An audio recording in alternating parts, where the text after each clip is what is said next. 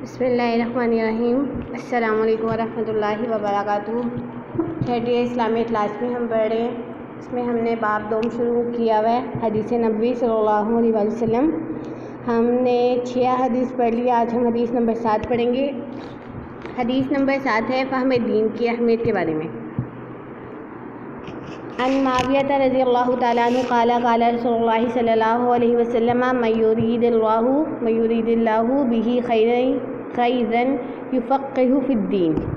حضرت معاویہ رضی اللہ تعالیٰ عنہ سے روایت ہے کہ آپ صلی اللہ علیہ وسلم نے فرمایا، من جس یریدی ارادہ کرتے ہیں اللہ بہ ساتھ اس کے خیرن خیر کا، یفقہہ اسے سمجھ دے دیتا ہے، فی میں دین۔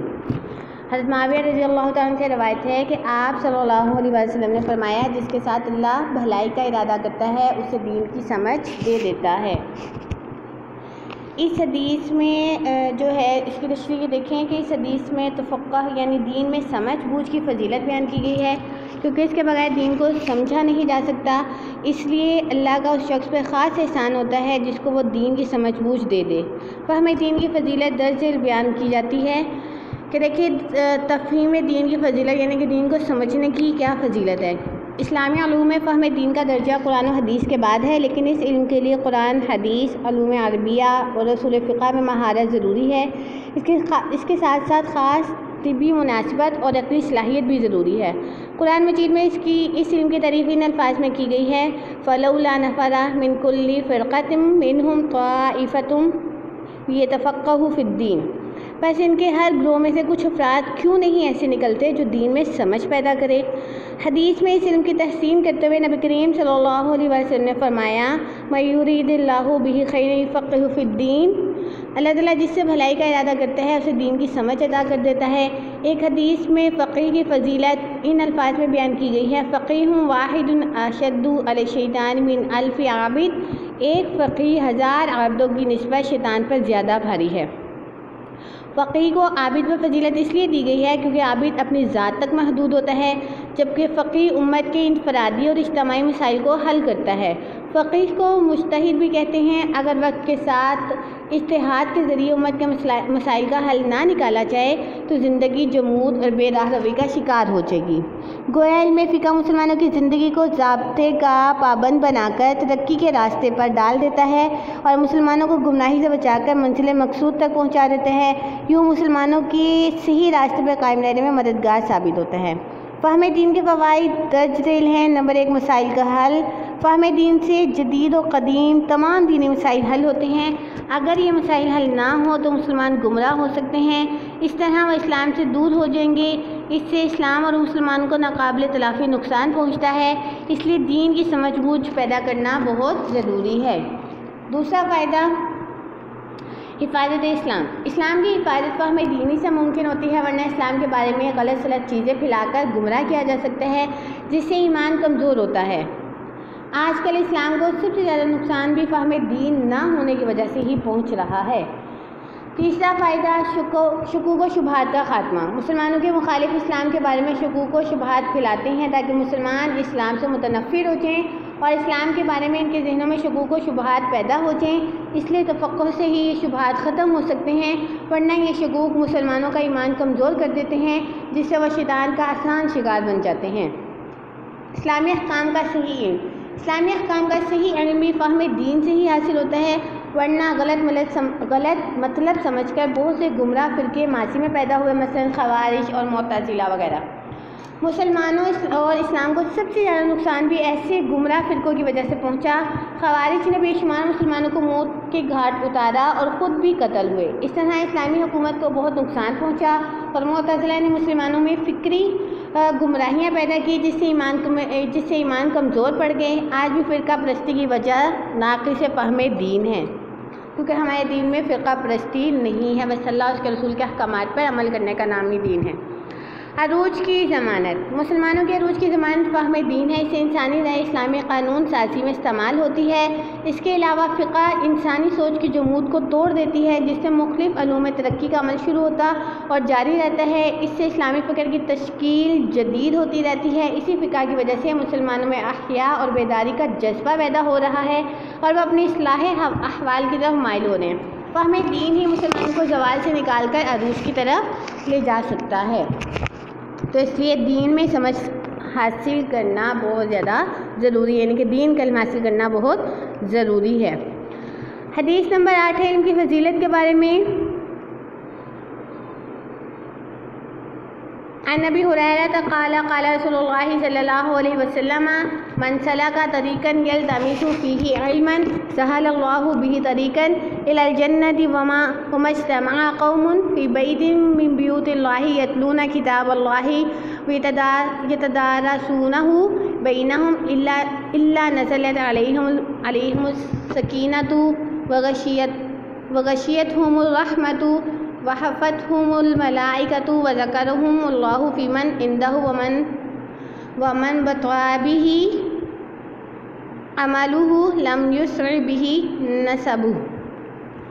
عن ابی ہریرہ، حضرت ابو ہریرہ رضی اللہ تعالیٰ عنہ سے قال فرمایا رسول اللہ صلی اللہ علیہ وسلم، اللہ کے رسول نے، من جو سلکا چلا طریقاً راستے، یلتمس وہ چاہتا ہے فی اس میں علم سہل آسان کر دیتے ہیں اللہ بھی اس کے لیے طریقاً راستہ، الی طرف الجنتی جنت کے، وما اور جو اجتماع جمع ہو قوم گروہ، فی میں بیتن گھر، من بیوت اللہ اللہ کے گھروں میں سے، یتلونا و تلاوت کرے کتاب اللہ کی کتاب، اور یتدارسونہ اور اس کو پڑھائیں بینہم آپس میں، اللہ مگر نزلت نازل ہوتی ہے علیہم ان پر سکینت اور غشیتہم ڈھانپ لیتی ہے ان کو رحمت اور حفتہم گھیر لیتے ہیں الملائکہ تو فرشتے، وذکرہم اور ذکر کرتے ہیں ان کا اللہ فی من ان میں عندہ جو اس کے پاس ہو، ومن اور جو بطابہ تاخیر کرے، عملہ اس کا عمل لم نہیں یسری تیز کرے گا بھی اس کو نسبہ اس کا نسب۔ محاورہ ترجمہ دیکھیے کہ حضرت ابو ہریرہ رضی اللہ تعالیٰ سے روایت ہے کہ نبی کریم صلی اللہ علیہ وسلم نے فرمایا، جو شخص طلب علم میں کسی راستے پر چلتا ہے تو اللہ تعالیٰ اس کے لیے جنت کا راستہ آسان کر دیتے ہیں، اور جو لوگ اللہ کے گھروں مساجد میں جمع ہو کر تلاوت قرآن کرتے ہیں اور آپس میں اس کو پڑھاتے ہیں تو ان پر تسکین نازل ہوتی ہے اور رحمت ان کو ڈھانپ لیتی ہے، فرشتے ان کو گھیر لیتے ہیں، اور اللہ اپنے قریب والے فرشتوں میں ان کا ذکر کرتے ہیں، اور جس کا عمل تاخیر کرے گا اس کا نسب اس کے لیے جلدی نہیں کرے گا۔ دیکھیے جی، اسلام میں علم کو بہت اہمیت حاصل ہے، اس لیے نبی کریم صلی اللہ علیہ وسلم نے اسلامی معاشرے کی تعمیر کا آغاز کیا تو اس معاشرے میں اس دور کے لحاظ سے علم کو تیزی سے پھیلا دیا گیا۔ وہ معاشرہ بہت جلد جہالت کی تاریکی سے نکل کر اور علم کے نور سے منور ہو کر متمدن بن گیا۔ اسلام میں علم کی اہمیت درج ذیل ہے۔ نمبر 1 ہے علم انسانیت کا نقطۂ آغاز۔ انسانی زندگی کا آغاز حضرت آدم علیہ السلام سے ہوا، اور آدم علیہ السلام پہلے انسان اور پیغمبر تھے۔ اللہ تعالیٰ نے ان کو علم سکھایا، ارشاد ربانی ہے علم آدم الاسماء کلہا، اور آدم علیہ السلام کو سب چیزوں کے ناموں کی تعلیم دی، اسی علم نے ان کو فرشتوں پر برتری بخشی۔ علم کی فضیلت، قرآن مجید میں علم رکھنے والے کو اور علم نہ رکھنے والے پر برتری بخشی گئی ہے، ارشاد الہی ہے هل يستوي الذين يعلمون والذين لا يعلمون، کیا علم رکھنے والے اور علم نہ رکھنے والے برابر ہو سکتے ہیں؟ ظاہر ہے کہ روشنی اور اندھیرے کو برابر قرار نہیں دیا جا سکتا، بینا اور اندھے کو ایک نہیں مانا جا سکتا۔ اضافہ علم کے لیے پیغمبروں کی دعا، علم ایک ایسی چیز ہے جس میں اضافے کے لیے پیغمبروں تک نے دعائیں کی۔ خود نبی کریم صلی اللہ علیہ وسلم کو یہ دعا کرنے کے لیے ارشاد کیا گیا، قل رب زدنی علما، کہیے اے میرے رب میرے علم میں اضافہ فرما۔ پیغمبر کسی معمولی چیز کے لیے دعا نہیں کر سکتے، اس سے علم کی عظمت کا اندازہ ہوتا ہے۔ حصول علم فرض ہے۔ نبی کریم صلی اللہ علیہ وسلم نے حصول علم کو فریضہ مسلم قرار دیا ہے، ارشاد نبی صلی اللہ علیہ وسلم ہے طلب العلم فریضۃ علی کل مسلم و مسلمہ، ہر مسلمان مرد اور مسلمان عورت پر علم حاصل کرنا فرض ہے۔ ایک اور حدیث میں نبی کریم صلی اللہ علیہ وسلم نے ارشاد فرمایا، حکمت مومن کی گمشدہ متاع ہے، یعنی کہ گمشدہ سامان ہے، جہاں ملے وہ اس کا زیادہ حقدار ہے۔ عالم کی فضیلت بیان کرتے ہوئے آپ صلی اللہ علیہ وسلم نے ارشاد فرمایا کہ عالم کو عابد پر اتنی فضیلت ہے جتنی مجھے اپنے ادنا صحابہ پر۔ دوسری حدیث میں فرمایا، عالم کو عابد پر اس طرح فضیلت ہے جس طرح چودھویں کے چاند کو سب ستاروں پر، اور ایک اور مقام پر فرمایا، ایک فقیہ 1000 عابدوں پر فوقیت رکھتا ہے، کیونکہ فقیہ کو بتایا کہ شیطان ہمیں کس طریقے سے بہکا کر اللہ تعالیٰ سے دور کر سکتا ہے، جبکہ عابد جو ہے وہ صرف اللہ تعالیٰ کی عبادت کرنے میں مصروف رہتا ہے، اسے یہ نہیں پتا کہ شیطان کیسے بہکا سکتا ہے۔ سب سے افضل علم اسلام میں سب سے افضل علم قرآن سیکھنے کو قرار دیا گیا ہے۔ ارشاد نبی صلی اللہ علیہ وسلم ہے، تم میں سے بہتر شخص وہ ہے جو قرآن سیکھے اور سکھائے۔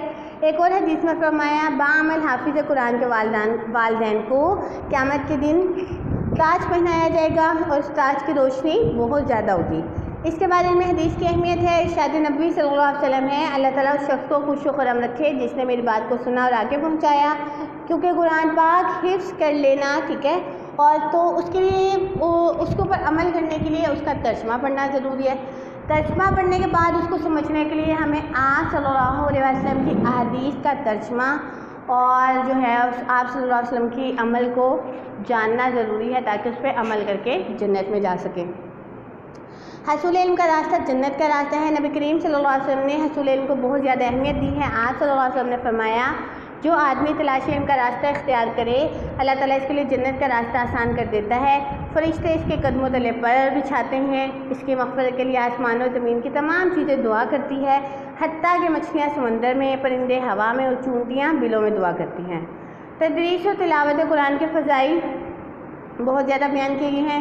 تسکین کا نزول، قرآن جب کی تلاوت کی جائے تو سکینت نازل ہوتی ہے۔ روایات میں ہے کہ ایک شخص نے سورۃ کہف پڑھی اور اس کے گھر میں ایک جانور بندھا ہوا تھا، وہ بدکنے لگا۔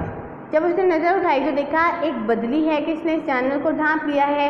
پھر اس نے اس کا ذکر نبی کریم صلی اللہ علیہ وسلم سے کیا تو آپ صلی اللہ علیہ وسلم نے فرمایا، اے فلاں پڑھے جا، بے شک تلاوت قرآن کے وقت سکینت نازل ہوتی ہے۔ فرشتوں کا نزول، قرآن مجید کی تلاوت کے وقت فرشتے اس کو سننے کے لیے نازل ہوتے ہیں۔ حضرت اسید بن حضیر رضی اللہ تعالیٰ عنہ رات کو قرآن کی تلاوت کر رہے تھے، ان کا گھوڑا بدکنے لگا۔ انہوں نے یہ واقعہ آپ صلی اللہ علیہ وسلم کو سنایا۔ آپ صلی اللہ علیہ وسلم نے فرمایا، یہ فرشتے تھے جو تمہاری قرات سنتے تھے، اگر تم پڑھتے جاتے تو صبح لوگ ان فرشتوں کو دیکھتے اور ان کی نظر سے پوشیدہ نہ رہتے۔ سبحان اللہ۔ حسب و نسب، اسلام میں انسان کی بخشش کا تعلق عمل کے ساتھ ہے، مقام کا تعلق بھی عمل سے ہے۔ حسب و نسب عمل کا متبادل نہیں ہو سکتا، جس کا عمل اچھا نہ ہوا اس کا حسب و نسب اس کو آگے لائے گا۔ خود نبی کریم صلی اللہ علیہ وسلم نے اپنے رشتہ داروں کو بتایا تھا کہ اچھے اعمال کریں صرف میرے ساتھ، وہ حسب و نسب بخشش کے لیے کافی نہ ہوگا۔ اس لیے ہمیں اچھے اعمال کرنے چاہیے جس سے مسلمان بھاگتے ہیں۔ حضرت نوح علیہ السلام کا بیٹا اور لوط علیہ السلام کی بیوی حسب و نسب کے باوجود عذاب کا شکار ہوئے۔ اللہ نے فرمایا، ان الانسان لفی خسر الا الذین آمنوا وعملوا الصالحات، بے شک انسان خسارے میں ہے سوائے ان لوگوں کے جو ایمان لائے اور نیک کام کیے۔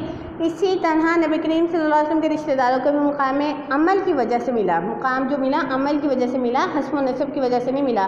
حضرت علی، حضرت حمزہ، حضرت عائشہ، حضرت فاطمہ وغیرہ کہ یہ آپ صلی اللہ علیہ وسلم کے رشتہ دار اس وجہ سے مقام نہیں ملا، انہیں اپنے عمل کی وجہ سے مقام ملا۔ اس کے علاوہ آپ کے رشتہ دار تھے، سب عمل کی وجہ سے آگے ہیں، نسب کوئی بڑا کردار نہ کیا۔ اللہ نے فرمایا کہ بے شک تم میں اللہ کا نزدیک زیادہ عزت والا وہ ہے جو تم میں سے سب سے زیادہ پرہیزگار ہے۔ اللہ تعالیٰ ہمیں عمل کی توفیق دے اور قرآن پاک پڑھنے اور پڑھانے کی توفیق دے۔ السلام علیکم ورحمۃ اللہ وبرکاتہ۔